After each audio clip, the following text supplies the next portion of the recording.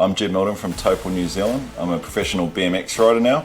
I grew up welding and just had a dream for going big and just wanting to have fun, and here we are with the Bosch eBike World Record jump. It's basically finding the right spot that the bike can go fast enough, then putting a takeoff in and having the right size landing that I'll feel safe enough to let loose and fly.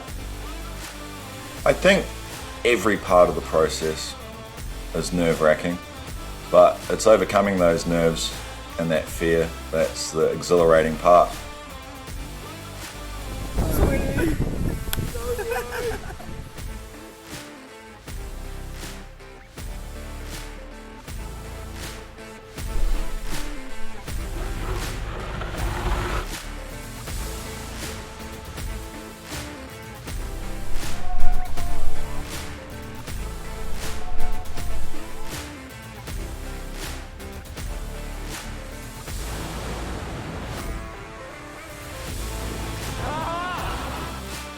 The main goal of the last 9 months has been to build the biggest jump I can hit and send it as big as I can.